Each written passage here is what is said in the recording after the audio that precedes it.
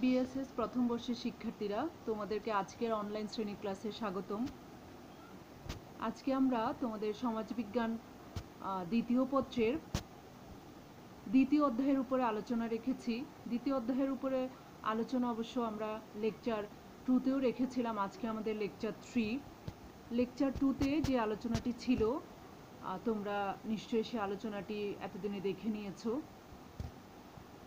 দ্বিতীয় অধ্যায়ের শিরোনাম ছিল প্রাগৈতিহাসিক যুগের সংস্কৃতি। আজকে আমরা এই মুহূর্তে স্ক্রিনে সেটা দেখানোর চেষ্টা করছি। দ্বিতীয় অধ্যায়ের শিরোনাম প্রাগৈতিহাসিক যুগের সংস্কৃতি, অর্থাৎ প্রস্তর যুগের উপরে আজকের আলোচনা থাকবে। আমরা গত ক্লাসে প্রস্তর যুগের উপরে আলোচনা রেখেছি, তাও আজকে আমরা একটু রিভিউ করছি। গত ক্লাসে যে আলোচনা ছিল, তোমরা দেখতে পাচ্ছ আলোচনার বিষয়সমূহ। আমরা গত ক্লাসে আলোচনা রেখেছি প্রাগৈতিহাসিক যুগ বা প্রস্তর যুগ কী, এর বিভিন্ন স্তর, প্রাচীন প্রস্তর যুগের সমাজ ও সংস্কৃতির বৈশিষ্ট্যসমূহ। আজকে আমরা যে কনসেপ্টের উপরে আলোচনা করব, আজকে আমরা দুটো কনসেপ্টের উপরে আলোচনা রেখেছি। এক, নব্য প্রস্তর যুগের সমাজ ও সংস্কৃতির বৈশিষ্ট্যসমূহ, তোমরা নিশ্চয়ই দেখতে পাচ্ছ স্ক্রিনে। তারপরে প্রাচীন প্রস্তর যুগ ও নব্য প্রস্তর যুগের মধ্যে পার্থক্য আলোচনা। তাহলে আমাদের আজকের মূল আলোচনায় আমরা ফিরে যাই, অর্থাৎ নব্যপ্রস্তর যুগের সমাজ ও সংস্কৃতির বৈশিষ্ট্যসমূহ কী, নব্যপ্রস্তর যুগ কী, আমরা প্রথমে সেটা আলোচনা করার চেষ্টা করব। তাহলে আমরা আমাদের সেই আলোচনায় ফিরে যাচ্ছি।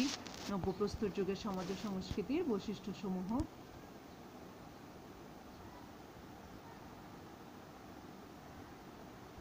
মেয়েরা, আমরা যে বিষয়ের উপরে আজকের আলোচনা রেখেছি, নব্যপ্রস্তর যুগ। তোমরা দেখো স্ক্রিনে নব্যপ্রস্তর যুগকে একটু হাইলাইট করে দেখানো হচ্ছে। নব্যপ্রস্তর যুগের ইংরেজি প্রতিশব্দ যেটি হচ্ছে নিওলিথিক এজ।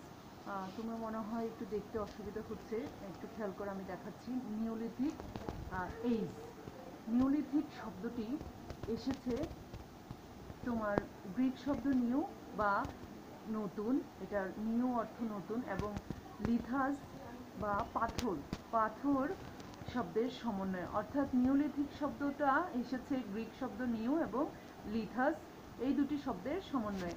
1865 সালে নিওলিথিক শব্দটি প্রথম ব্যবহার করেন প্রত্নতাত্ত্বিক স্যার জন লোব্বক।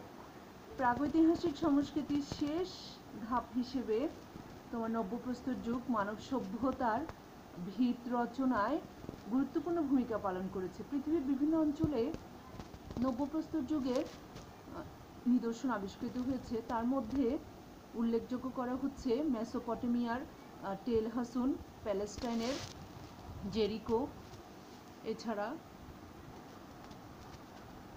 রয়েছে উত্তরের ইরান, পাকিস্তানের বেলুচিস্তান, চীনের পিত নদী তীরবর্তী ইয়াংশাও ইত্যাদি।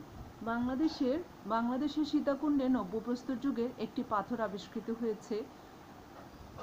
বিখ্যাত ইংরেজ ঐতিহাসিক গর্ডন চাইল্ড খাদ্য আহরণ পর্যায় থেকে কৃষিকাজ বা খাদ্য উৎপাদনের পর্যায়কে নব্যপ্রস্তর যুগের বা নবপলীয় বিপ্লব নামে অভিহিত করেছেন।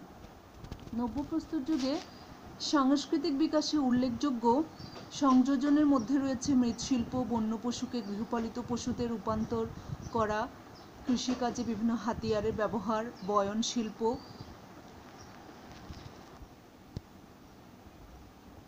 শিল্প ও স্থাপত্য শিল্পের উদ্ভব, স্থায়ী বসতি স্থাপন, উদ্যান চাষাবাদ, বিনিময় ব্যবস্থা, জাদুবিদ্যা ইত্যাদি। এবার আসো নব্যপ্রস্তর যুগের বৈশিষ্ট্য, মানে সমাজ ও সংস্কৃতির বৈশিষ্ট্য যেটাকে বলা হয়। আমি এখানে সমাজ ও সংস্কৃতি বলিনি, তোমরা আমরা যে প্রথম পেজে স্ক্রিনের প্রথম শুরুতে সমাজ ও সংস্কৃতির বৈশিষ্ট্য উল্লেখ করেছি, এখানে শুধু বৈশিষ্ট্য লিখেছি। তাহলে দেখা যাক বৈশিষ্ট্যগুলো কী কী। তোমরা নিশ্চয়ই দেখতে পাচ্ছ, আমি একটু হাইলাইট করেছি ক্রমিক সংখ্যাগুলোকে। 1 কৃষি, 2 পশুপালন, 3 বাসস্থান, 4 উন্নত হাতিয়ার উদ্ভাবন, 5 শিল্পকলা, 6 ভাষার উদ্ভব, 7 চাকার আবিষ্কার, 8 মৃৎশিল্পের বিকাশ, 9 আগুনের ব্যবহার, 10 বয়নশিল্পের উন্নয়ন, 11 প্রযুক্তির উদ্ভাবন। আরও আছে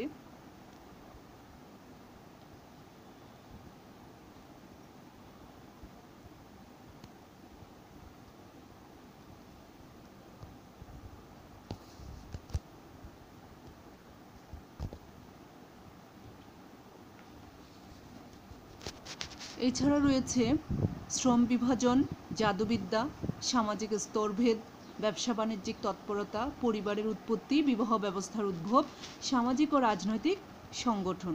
এবং এই যে বৈশিষ্ট্যগুলো রয়েছে এই বৈশিষ্ট্যগুলোর উপরে আমরা আলোচনা রাখবো। আলোচনার আগে তোমরা দেখে নাও আমাদের এই কনসেপ্টের উপরে একটা প্রশ্ন থাকে, প্রশ্নটা দেখে নাও। নব্যপ্রস্তর যুগের সমাজ ও সংস্কৃতির বৈশিষ্ট্যসমূহ আলোচনা করো, এরকম একটা প্রশ্ন প্রায় সময় পরীক্ষায় লিখতে বলা হয়। নব্যপ্রস্তর যুগের সমাজ ও সংস্কৃতির বৈশিষ্ট্যসমূহ আলোচনা করো। তাহলে এখন আমরা এই যে বৈশিষ্ট্যে যে পয়েন্টগুলো আউট করা হয়েছে এই পয়েন্টগুলো আমরা একটু আলোচনা করার চেষ্টা করব।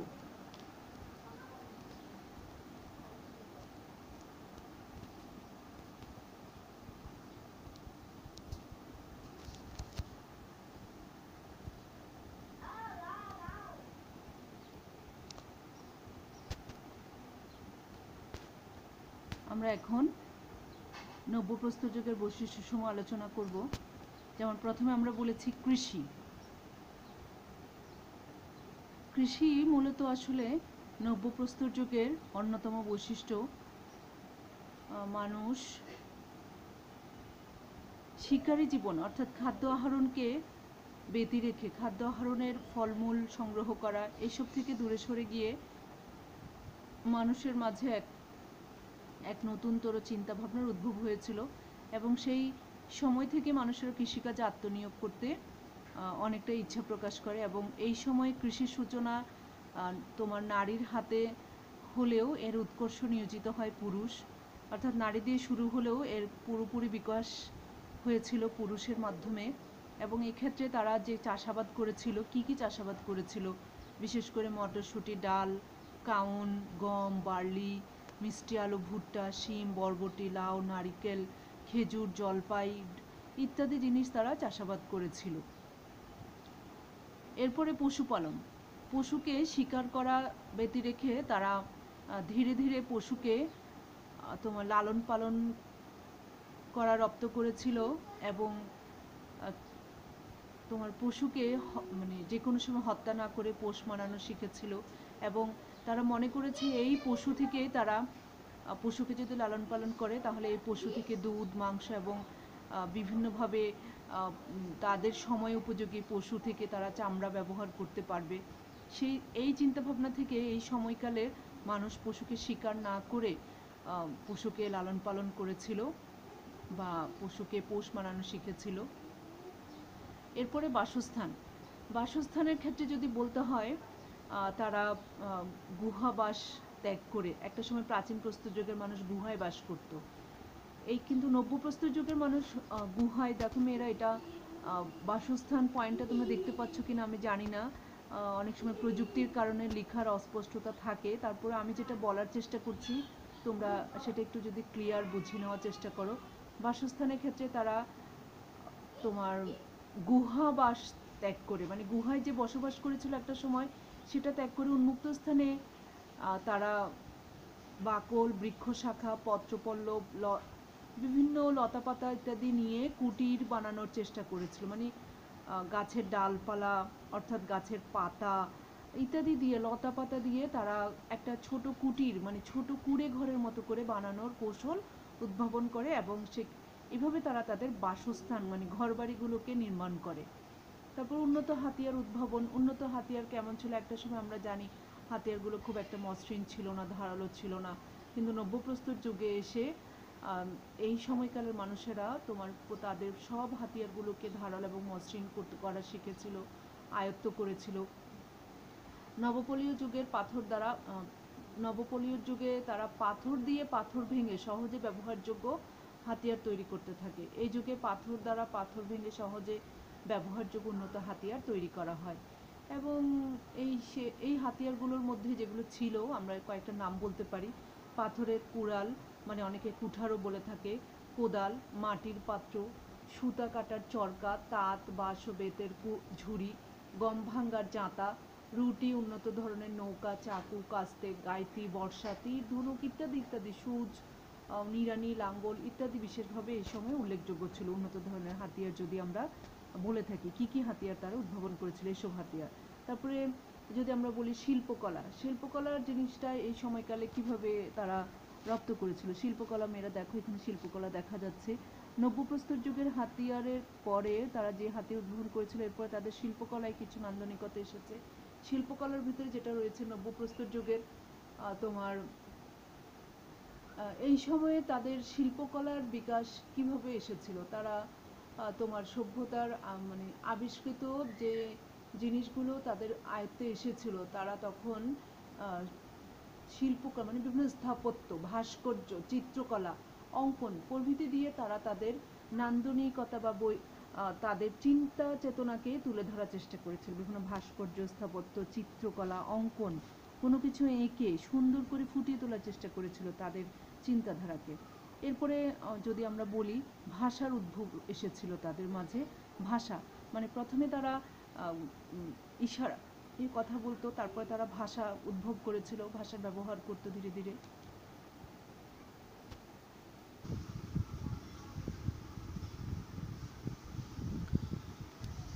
হ্যাঁ, ভাষার ব্যবহার নব্যপ্রস্তর যুগে মানুষ মনের ভাব প্রকাশ করার জন্য কথা বা ভাষার ব্যবহার শুরু করে। এই যুগে ভাষার ব্যাপক উন্নয়ন ঘটেছিল।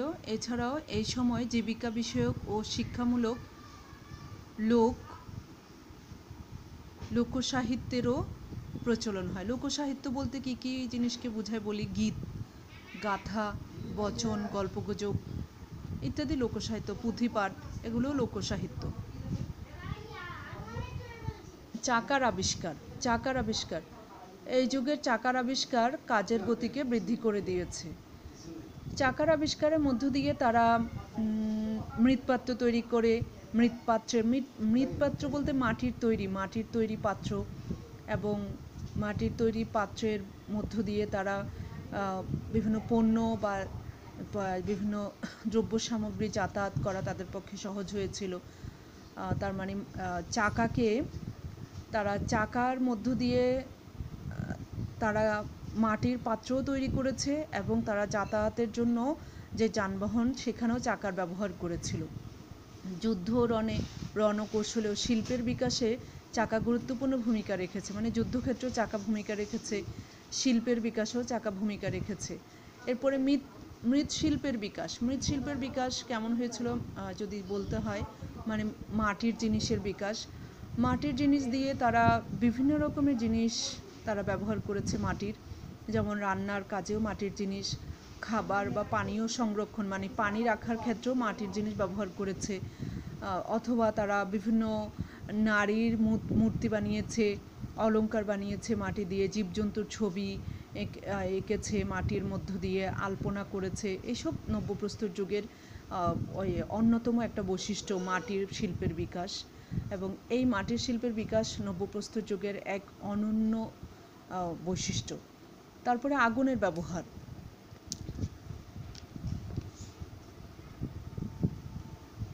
মেয়েরা, আগুনের ব্যবহার যদি বলি আমরা, আগুনের ব্যবহারটা তারা কিভাবে রপ্ত করেছে। বজ্রপাত, দাবানল ইত্যাদিভাবে সৃষ্ট আগুন মানুষ প্রাচীন ও মধ্যপ্রস্তর যুগে কাজে লাগায়। কিন্তু কৃত্রিম পদ্ধতিতে আগুন জ্বালানোর কৌশল আয়ত্ত এবং এর ব্যাপক ব্যবহার নব্যপ্রস্তর যুগের অর্জন। এই যুগে খাদ্যে ব্যাপক পরিবর্তন আসে। কাঁচা মাংসের পরিবর্তে মাংস ঝলসে খাওয়া শুরু হয়। এতে তার দৈহিক পরিবর্তন ছাড়াও জীবনযাত্রার মান বৃদ্ধি পায়। তারপরে আগুনের সাহায্যে মাটির পাত্র, মানে মাটিকে পুড়িয়েই তো মাটির পাত্র তৈরি করতে হয়, তাই না? আজকালকার যুগে যত সুন্দর সুন্দর মাটির জিনিস, এগুলো তো এক সময় আগুনে পোড়াতে হয়েছে, এখনও আগুনে পোড়াতে হচ্ছে। এবং খাবারকে সেদ্ধ করার ক্ষেত্রে, স্টিম করার ক্ষেত্রে, শীত নিবারণের ক্ষেত্রে আগুন লাগে। বন্য জীবজন্তুকে ভয় দেখানোর জন্য বা তাড়ানোর জন্য অস্ত্র তৈরি ইত্যাদির কাজে তৎকালীন মানুষ আগুনের সফল ব্যবহারে সক্ষমতা অর্জন করে। যদি আমরা বলি বয়ন শিল্পের উন্নয়ন, বয়ন শিল্প মানে তাঁত শিল্প ছিল তখনকার সময়ের, অর্থাৎ নব্যপ্রস্তর যুগের একটা নতুন বা একটা খুব গুরুত্বপূর্ণ একটা দিক। কারণ এটার মধ্য দিয়ে এই যুগে প্রচুর তোমার সুতা দিয়ে লিনেন কাপড় তৈরি হতো। আর লিনেন কাপড় দিয়ে তারা বিভিন্ন রকমের নান্দনিক পোশাক বানাতো।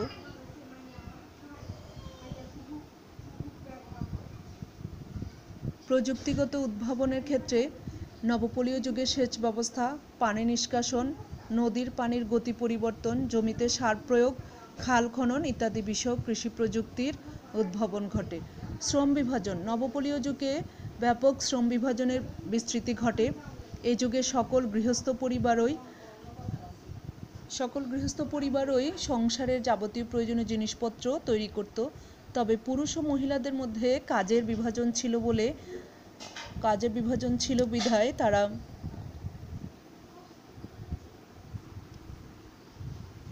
আমরা যেটা বলছিলাম শ্রম বিভাজন মানে এই যুগে সকল গৃহস্থ পরিবারের সংসারে যাবতীয় প্রয়োজনীয় জিনিসপত্র তৈরি করত। তবে পুরুষ ও মহিলাদের মধ্যে কাজের বিভাজন ছিল বলে জানা যায়।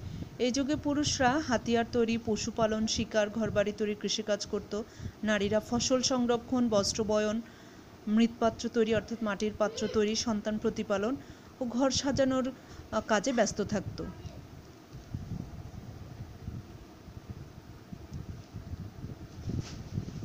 জাদুবিদ্যার একটা পয়েন্টের কথা বলেছিলাম, নব্যপ্রস্তর যুগের এটা অন্যতম বৈশিষ্ট্য।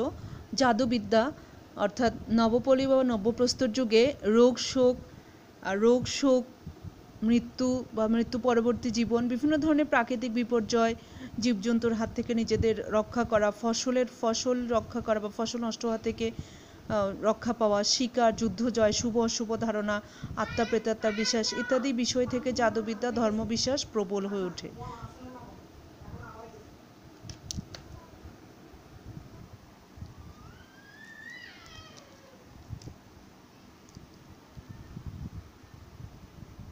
আরেকটি পয়েন্ট ছিল সামাজিক স্তরবিন্যাস।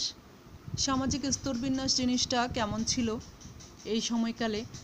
নবপলীয় যুগে তোমার দাস ব্যবস্থার গোড়াপত্তন ঘটেছিল। এই যুগের দলপতি অর্থাৎ নেতার আবির্ভাব হয়। যুদ্ধে পরাজিতদের দাসে পরিণতকরণ, ধর্মভীরু অভিজাত শ্রেণীর সৃষ্টি ইত্যাদি বিষয়কে কেন্দ্র করে সমাজে পোশাক ও শোষিত বা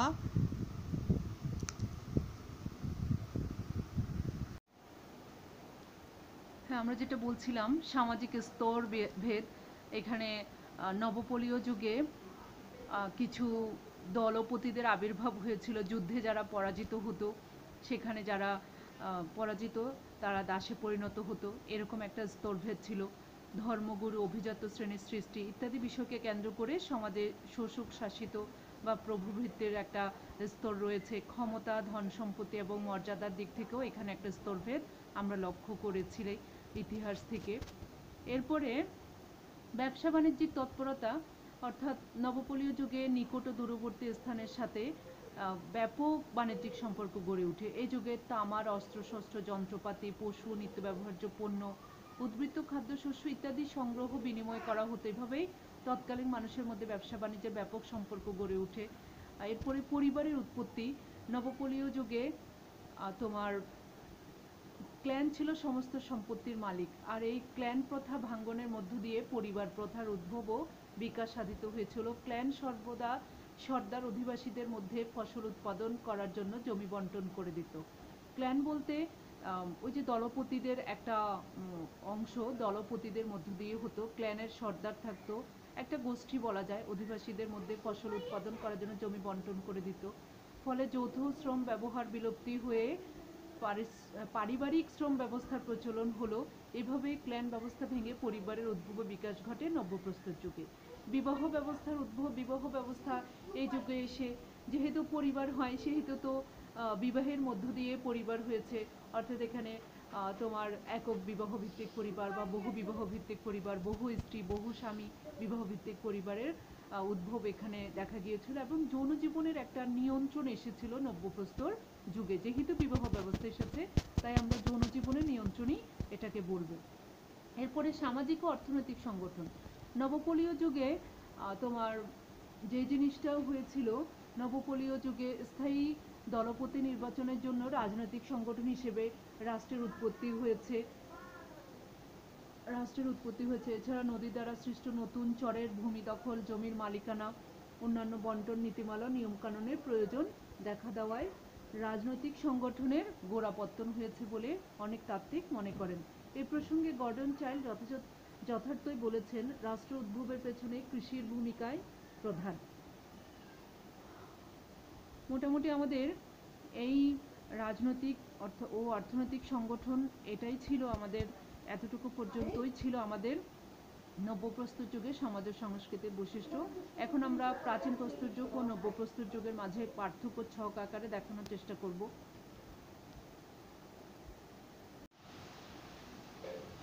হ্যাঁ, আমরা যেটা বলছিলাম, প্রাচীন প্রস্তর যুগ মানে পুরাতন প্রস্তর যুগ ও নব্যপ্রস্তর যুগের মাঝে পার্থক্য। নব্যপ্রস্তর যুগের মাঝের পার্থক্য যেটা আসলে আমরা আলোচনা রাখবো সেটা হচ্ছে, আমরা বলেছিলাম যে ছক আকারেই রাখবো, কারণ প্রাচীন প্রস্তর যুগ একরকম ছিল, নব্যপ্রস্তর যুগ তার চেয়ে কিছুটা উন্নত ছিল। তো ছক আকারে যদি পার্থক্য বলতে হয়, লক্ষ্য করো, পুরাতন প্রস্তর যুগের মানুষ ছিল খাদ্য সংগ্রহের উপর ডিপেন্ডেন্ট, নব্যপ্রস্তর যুগে খাদ্য উৎপাদন। আর পুরাতন প্রস্তর যুগের মানুষ ছিল যাযাবর প্রকৃতি, তারা স্থায়ী বসবাসী ছিল না। অপরদিকে নব্যপ্রস্তর যুগে তারা স্থায়ী যাযাবর জীবন ছেড়ে স্থায়ী বসবাসে এসেছে। পুরাতন প্রস্তর যুগ অর্থাৎ প্রাচীন প্রস্তর যুগের জনসংখ্যা অল্প ছিল, জনসংখ্যা বৃদ্ধির হার অনেকটা কম ছিল, কিন্তু নব্যপ্রস্তর যুগে এসে জনসংখ্যা ক্রমে বৃদ্ধি পায়। এবং পুরাতন প্রস্তর যুগের মানুষ পাথরের অমসৃণ ভোঁতা অনুন্নত হাতিয়ার ব্যবহার করত, কিন্তু নব্যপ্রস্তর যুগে এসে এখানকার মানুষ এসব হাতিয়ারকে উন্নত হাতিয়ার ব্যবহার করে।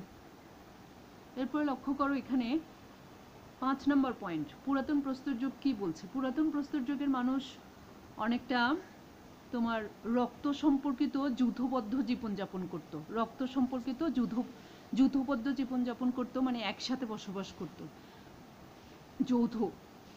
আর নব্যপ্রস্তর যুগের মানুষ সেরকমটা আসলে ছিল না, তারা অনেকটাই নিজেদের মতো করে সম্প্রদায় ভিত্তিক জীবনযাপন শুরু করেছে নব্যপ্রস্তর যুগে। পুরাতন প্রস্তর যুগের পরিবার নামক সামাজিক সংগঠনের উদ্ভব হয়নি, কিন্তু নব্যপ্রস্তর যুগে সেটার উদ্ভব হয়েছে।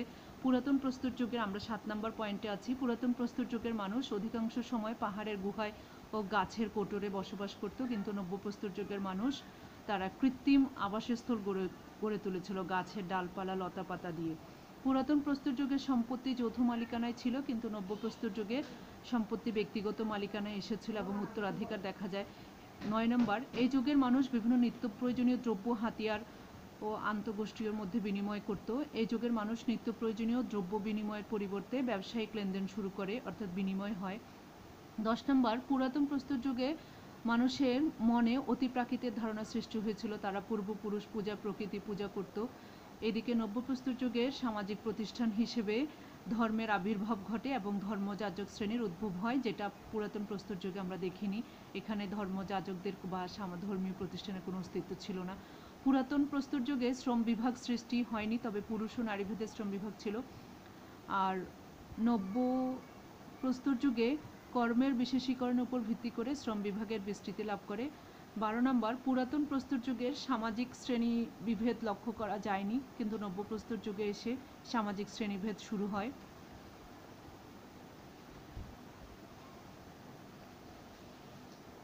এরপরে তোমরা লক্ষ্য করো,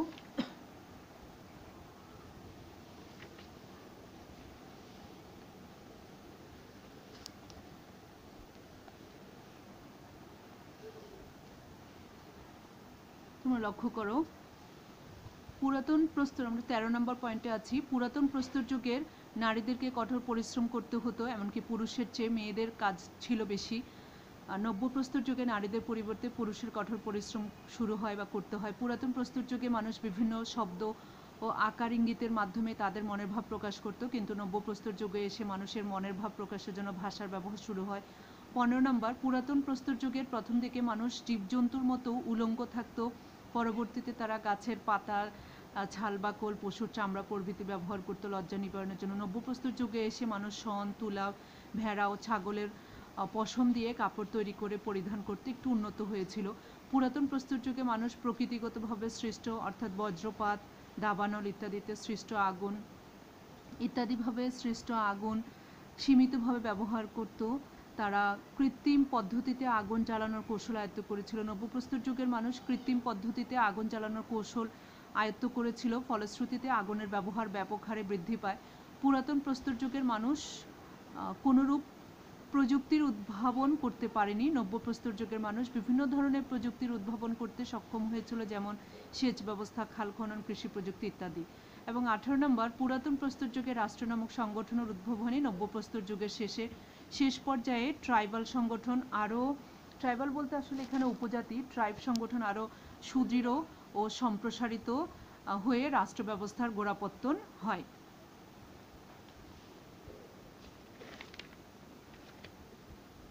আমাদের 18 নম্বর পয়েন্ট পর্যন্ত আসলে আমাদের পার্থক্যের আলোচনা ছিল। মোট 18টা পয়েন্ট ছক আকারে আমরা পুরাতন অর্থাৎ প্রাচীন প্রস্তর যুগ ও নব্য প্রস্তর যুগের আলোচনা করেছি। পুরাতন মানে প্রাচীন প্রস্তর যুগ। এটার উপরে আমাদের প্রশ্ন থাকতে পারে, এরকম প্রশ্ন হয় আমরা সহসা দেখি যে প্রাচীন প্রস্তর যুগ ও নব্য প্রস্তর যুগের মাঝে পার্থক্যসমূহ আলোচনা করো। তাহলে আমাদের আজকের আলোচনার এখানেই শেষ করছি আজকের আলোচনা। তোমরা সবাই ভালো থাকবে, সুস্থ থাকবে এবং যে ক্লাসের আলোচনা যেরকমই হোক, ক্লাসের যে কনসেপ্টটা বলা হচ্ছে, যেই টিচারে যে কনসেপ্ট বলছে, তোমরা কনসেপ্টগুলো যে কোনো বই থেকে পড়ে ফেলার চেষ্টা করবে। কনসেপ্টটা ধরতে পারলেই হলো যে টিচার কোন কনসেপ্টটা আলোচনা করেছে। অনেক সময় লেখা বোঝা যায় না, অনেক সময় কথা বোঝা যায় না। প্রযুক্তির কিছুটা বিড়ম্বনা অবশ্যই থাকে, তোমরা সেটা অবশ্যই ভালো দৃষ্টিতে দেখার চেষ্টা করবে, ক্ষমাসুলভ দৃষ্টিতে দেখার চেষ্টা করবে। ঠিক আছে, আজকের আলোচনা আমরা এখানে শেষ করছি। সবাই ভালো থাকবে।